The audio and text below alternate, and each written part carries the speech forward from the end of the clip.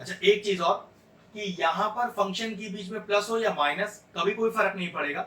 याद रखना, फंक्शन में प्लस हो फंक्शन में माइनस हो, आपको हमेशा दोनों में कॉमन निकालना है। इवन यहाँ मल्टीप्लीकेशन भी होता तब भी आपको ऐसा कुछ नहीं करना है। यहाँ पर प्लस माइनस या मल्टीप्लीकेशन, आपको दोनों के डोमेन का कॉमन डोमेन निकालना है, इंटरसेक्शन निकालना है।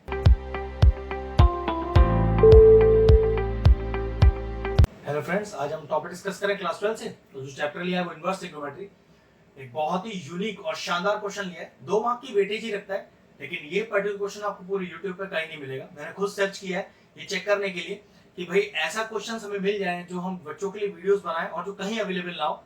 तो मुझे पता चला कि इस पर्टिकुलर क्वेश्चन का कोई वीडियो अवेलेबल नहीं है। तो चलिए वीडियो देखते हैं। सबसे पहले साइन इनवर्स एक्स। हमने आपको पहले से भी डोमेन रेंज के बहुत सारे वीडियोस बना के दिए हुए हैं। एक ही चीज समझाया है कि पर्टिकुलर डोमेन ट्रिग्नोमेट्रिक फंक्शंस के और उनके इनवर्स के याद कर लीजिए, फायदे में रहेंगे। उनके डोमेन का एक पूरा चार्ट आपको नेट पर मिल जाएगा। उसका प्रिंट आउट निकाल के ऐसी जगह चिपका लीजिए जहां बैठकर आप रोज पढ़ते हैं, रोज आपकी नजर पड़ेगी, आपको देख देख के याद हो जाएंगे। क्योंकि उनको निकाल पाना एग्जाम में तो बहुत टफ है, क्योंकि वेटेज क्वेश्चन का 1 से लेके 2 नंबर का ही होता है, तो उन्हें निकालना तो इम्पॉसिबल है, याद रखना ही ज्यादा आसान है। अच्छा, एक चीज और कि यहाँ पर फंक्शन के बीच में प्लस हो या माइनस कभी कोई फर्क नहीं पड़ेगा।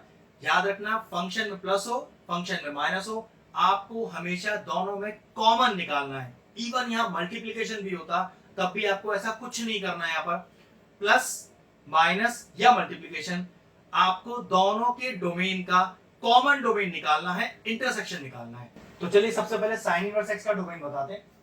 उससे पहले काम करते हैं, इन फंक्शन को fx और gx मान लेते हैं, फिर आसानी से समझा पाएंगे। तो सबसे पहले क्या निकालते हैं, सबसे पहले बताते हैं कि डोमेन ऑफ fx क्या होगा।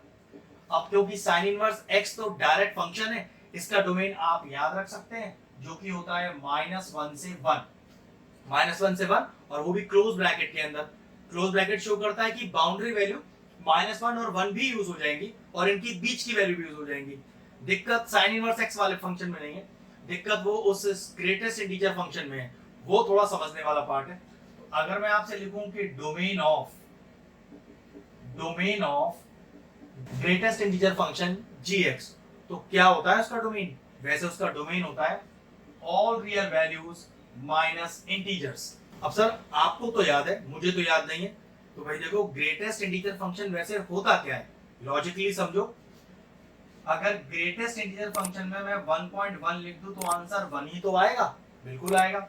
लेकिन अगर मैं इसमें 0.666 लिख दूं तो आंसर फिर 0 आएगा।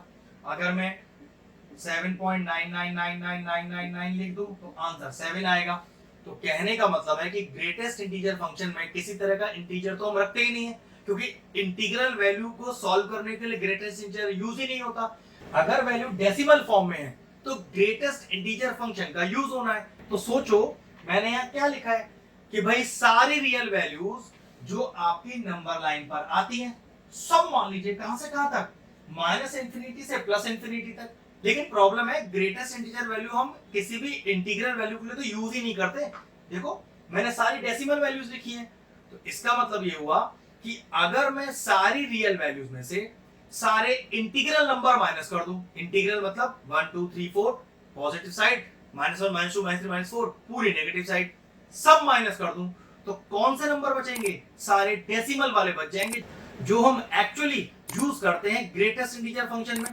तो मैंने क्या लिखा है, देखो, डोमेन ऑफ gx क्या होगा, मतलब domain of greatest integer function होगा all real values minus integers. Minus integer मतलब ये 7 1 0 6 माइनस की कोई वैल्यू आप यूज कर ही नहीं सकते, क्योंकि ग्रेटेस्ट इंटीजर में इनका कोई काम ही नहीं होता। उसमें सिर्फ और सिर्फ आपको डेसिमल वैल्यू रखनी है। तो आपने रियल वैल्यूज में से सारे के सारे इंटीजर माइनस कर दिए, तो बचे क्या, सारे के सारे डेसिमल वैल्यूज बन गई। अब क्योंकि दोनों के बीच में माइनस लग रहा है, प्लस होता या इनटू होता, शुरू में बताया था कि सिर्फ और सिर्फ कॉमन पार्ट निकालना है। तो देखो कॉमन पार्ट निकालना सिखाता हूं। तो चलो इनका डोमेन निकालने के लिए एक नंबर लाइन प्लॉट करते हैं। नंबर लाइन प्लॉट, -1 से 1 तो आएगा ही आएगा। तो लो जी, यहां आ गया -1, यहां आ गया +1। एक बात कहने की है कि क्योंकि दोनों का कॉमन पार्ट ही निकालना है, तो ये तो बात कंफर्म है कि आंसर -1 से 1 के बीच का ही हो सकता है। इधर की वैल्यू और इधर की वैल्यू तो वैसे भी आंसर में आ नहीं सकती। तो सोचो कि r माइनस जेड कहां प्लॉट होगा। इधर भी मत देखना, इधर भी मत देखना, क्योंकि दोनों का कॉमन हिस्सा चाहिए ना। तो अगर मुझे पता है कि पहले का आंसर -1 से 1 के बीच में ही आना है, तो दूसरे का आंसर जो इसके बीच में वैल्यू आएंगी वो तो आंसर में आएगा। जो बीच की वैल्यू नहीं होंगी उन्हें वैसे भी छोड़ना ही अपने को। तो ये तो कंफर्म है कि -1 से 1 के बीच में ही आंसर आने वाला है। एक चीज और, यहां पर देखो ब्रैकेट कैसे लग रहे हैं, क्लोज ब्रैकेट है। क्लोज ब्रैकेट का मतलब हो गया ये आपको गोले भरने पड़ेंगे। गोले भरने का मतलब होता है कि दोनों बाउंड्री वैल्यू को यूज कर सकते हैं, लेकिन ये वाली पार्ट सिर्फ fx की बात के लिए कर रहा हूं। अभी gx में इसे यूज कर पाएंगे या नहीं वो देखते हैं। gx के लिए मैंने आपको बताया क्या था कि gx किसी भी इंटीग्रल वैल्यू को इंक्लूड नहीं करेगा। r माइनस जेड लिखा है ना, तो अगर इंटीग्रल वैल्यू यूज नहीं करेगा तो ये भी कंफर्म है कि -1 और 1 तो यूज नहीं हो सकते। तो फिर इनकी सारी बीच की वैल्यू यूज हो सकती है, और अगर बीच की वैल्यू यूज हो सकती है, इंटीग्रल वैल्यू होने की वजह से बाउंड्री वैल्यू यूज नहीं होंगी। तो यूज नहीं होंगी तो पक्की बात है इनका घोला आपको खाली ही करना पड़ेगा। क्लियर हुई बात? फिर समझ लीजिए, ग्रेटेस्ट इंटीजर फंक्शन में किसी भी तरह का इंटीग्रल यूज नहीं करते।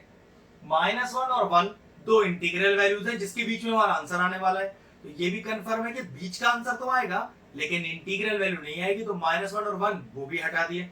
अब बीच में क्या रख लूं, तो सोच के देखो, 0 रख सकता हूं, लेकिन दिक्कत है 0 भी तो एक इंटीजर है, तो वो भी मेरे आंसर में नहीं आएगा। लेकिन मैंने अभी क्या बोला, बीच की सारी वैल्यूज आएंगी, इंटीग्रल नहीं आ सकती। तो देखो मेरा कॉमन डोमेन क्या हो गया इस पर्टिकुलर क्वेश्चन के लिए। चेक करो, -1 और 1 जरा ध्यान से देखना, क्योंकि दोनों को इंक्लूड तो मैं कर नहीं सकता। तो लग गया ओपन ब्रैकेट, -1 से 0, लेकिन दिक्कत है 0 भी तो यूज नहीं कर सकता।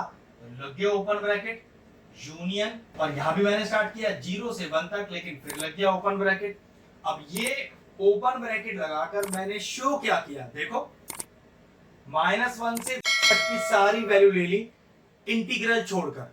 इंटीग्रल छोड़ के मतलब ओपन ब्रैकेट है ना, तो -1 भी नहीं आ सकता, 0 भी नहीं आ सकता, बीच की सारी वैल्यू आ सकती है। लिख दिया यूनियन। इसका मतलब अभी आगे वैल्यूज और भी हैं, 0 से लेके 1 लिख तो दिया, 0 से लेके 1, लेकिन देखो फिर मैंने वहां पर ओपन ब्रैकेट लगाया है, तो 0 में नहीं आ सकता, 1 भी नहीं आ सकता, बीच की सारी वैल्यूज आ सकती हैं। आंसर आ गया। और शुरू में मैंने क्या कहा था कि -1 से 1 के बीच की सारी वैल्यूज आ सकती हैं, लेकिन -1 और 1 नहीं आएगा।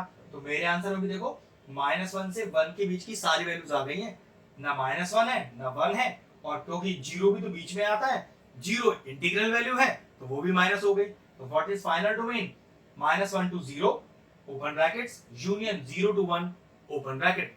क्वेश्चन फिनिश हुआ। इस तरह के और इंटरेस्टिंग वीडियोस देखना चाहते हैं तो हमारे चैनल की प्लेलिस्ट में जाएं, आपको इनवर्स ट्रिग्नोमेट्री की सेपरेट प्लेलिस्ट मिल जाएगी। वो प्लेलिस्ट मैं एंड स्क्रीन में भी छोड़ दूंगा, और चैप्टर्स की प्लेलिस्ट के साथ उन्हें भी जाकर चेक कर सकते हैं। ये क्वेश्चन फिनिश हुआ, वीडियो फिनिश करते हैं।